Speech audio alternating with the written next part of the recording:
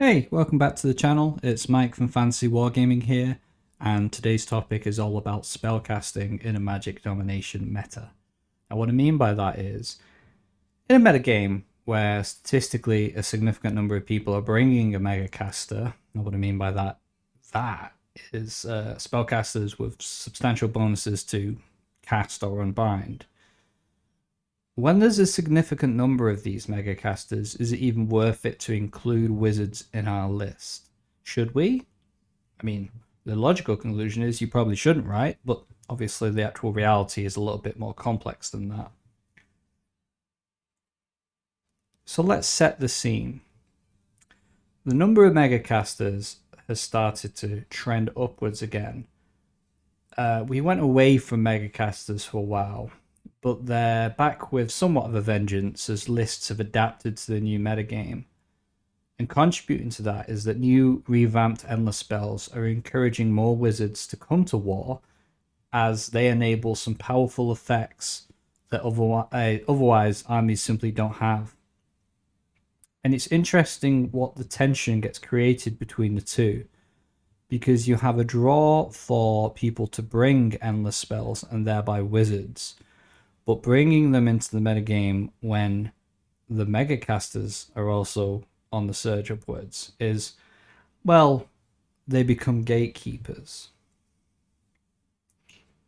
So let's run down 4 of the most notable offenders. There are more mega casters in the game. I'm missing like Kairos, for example, but these are the 4, I think, main ones that we're looking at the moment. So we start off with Frankwell. He's a rat boy and is the latest and trendiest inclusion to the Gatekeeper Club of mega casters. He's got +3 to cast Unbind innately, and he can gain another +1 from being near a Gnawhole. He's often seen riding boats, Lorkham the Soulseeker. We've got Lord Croak. I mean, what more needs to be said about Seraphon? They keep rolling on and on with everyone's favorite dead ancestor. He comes in both Starburst and Caramel flavors. Actually, side note, what flavor is Coalesced? I've got down on my notes here that it's Caramel, but what's your thoughts? Yeah, he's got approximately +500 to his cast and unbind, and he can unbind anywhere on the board. For my notes here on Teclis, I've got automatically unbinds a spell a turn. Fuck you. Lumineth are currently on the downswing, but Teclis is always a threat, and he's always something that we have to keep in mind, because as such a toolboxy technical army, they have, by extension, answers to every problem that the metagame could have. So we could expect to see him back at potentially any moment. So we have to keep that in mind. And finally, we have Nagash. Now, Nagash is one that really saw an uptick with the endless spell updates. I mean, this man loves cogs more than he loves his Mortax. I mean, seriously, cogs pretty much makes Nagash competitive by itself, because one of the greatest flaws I suppose Nagash had was he had no protection against miscasts, and that could lead to situations where, yeah, you could cast like 500 spells, but you fail to cast the first one and it's a double one, and then he's sitting there on his hands and you're wondering why you spent half your army on such a ludicrous model. What these 4 share in common is the ability to basically dictate the hero phase. They can, with +3 to +4, or in Teclis's case, an auto unbind, basically control what you are able to do in your hero phase, which leads us to an opportunity cost that we pay when we decide to go ahead and run spellcasters when we have these gatekeepers.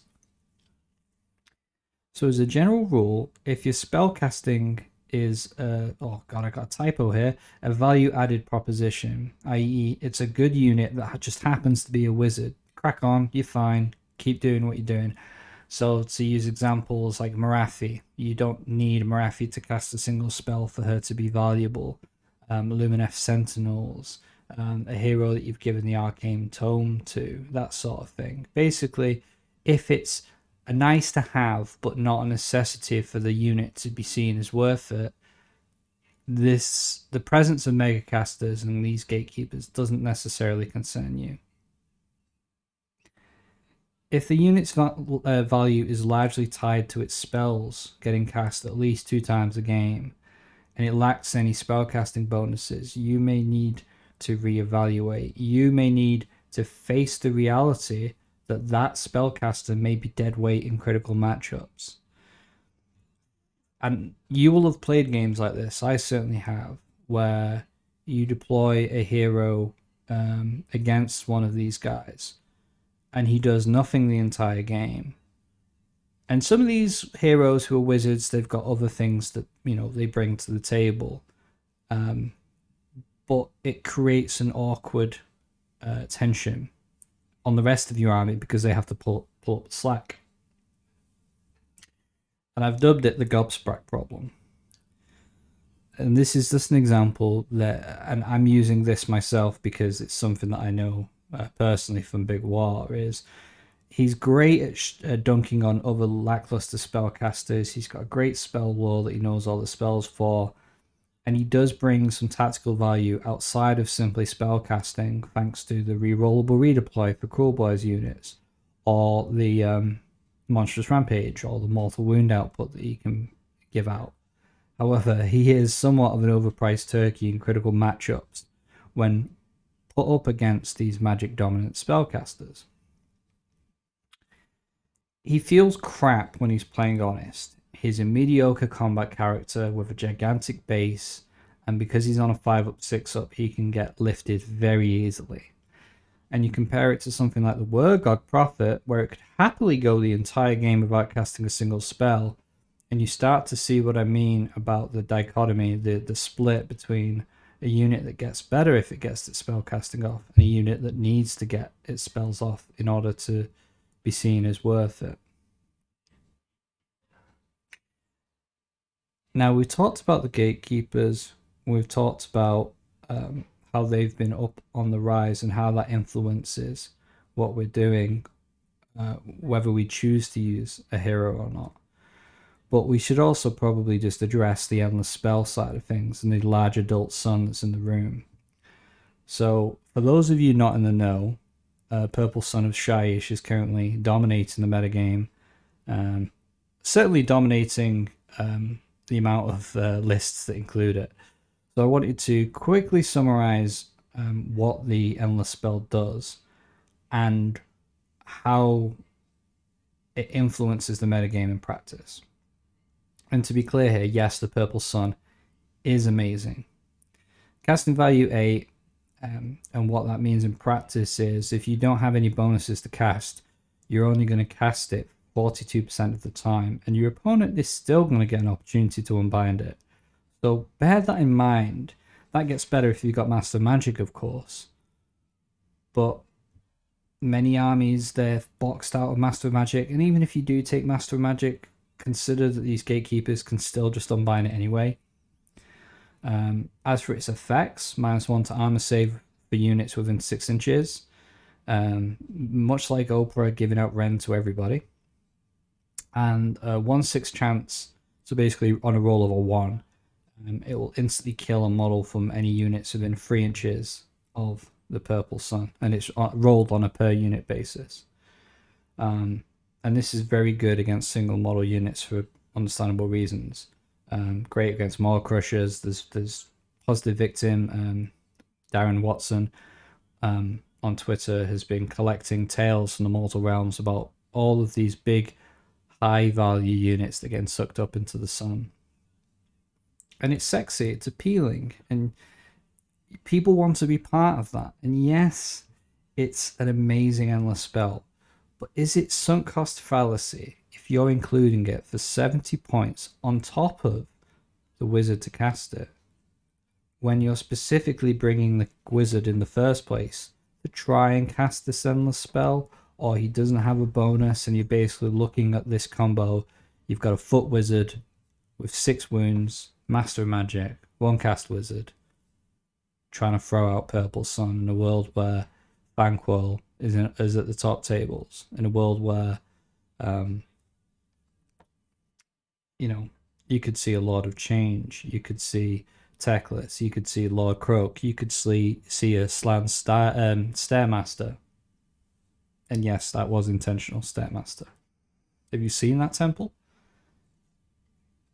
Master Magic makes it better. It makes it worth considering. But also this is where it comes down to like the nitty-gritty of your army construction, because if you don't have any kind of bodyguard rules in your army, ranged armies can simply pick it out, dump some mortal wounds on it, and then you've locked.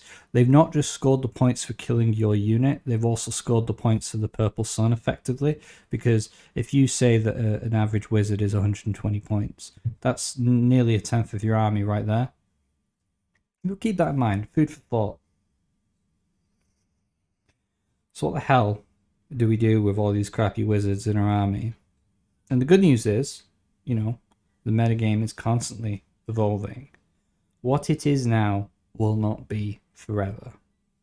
So let me give you a glimmer of hope for all you lovelies out there looking at your one cast wizard and your Purple Sun you just bought off eBay and going, what the hell? Mike, why have you brought me down like this?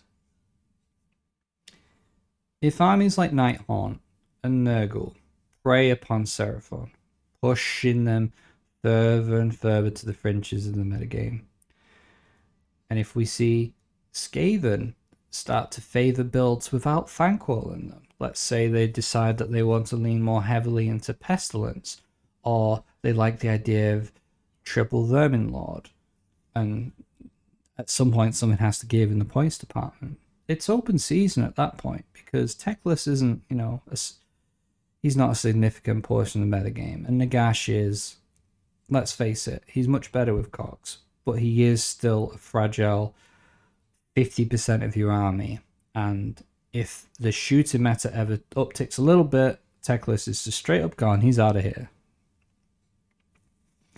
So don't let your memes be dreams, but be realistic. Look at what the tournament results are. Think about what the scene is where you're going to participate in your tournament before you decide to submit a Purple Sun just because you have 70 points left over. And me personally, this is something that I'm grappling with myself. Like, I'm debating cutting Gobspite, Cogs, and Purple Sun from my list because it's like, well, am I throwing good points after bad? Thanks for watching, guys. A little bit of a shorter one here. I do apologize for the delay in getting this video out there. If you've been following me on Twitter at LIUK, you would know that I've had some internet issues that have basically thrown all of my plans into disarray. I finally managed to get them sorted, and there's going to be another video coming not long after this one as I try and play catch up. I'm also recording a series of shorts on my practice games, so I can give immediate feedback that I can then myself use as a record when I'm compiling my overall thoughts after a long playtesting session of a month or so. If you got any your own thoughts on endless spells and spellcasting in the current metagame, please feel free to share them with me. I love the discussions that come about from these videos. And you can follow me on Goonhammer. My handle on there is LR if you want to read competitive innovations every week. And with that, I will see you next time.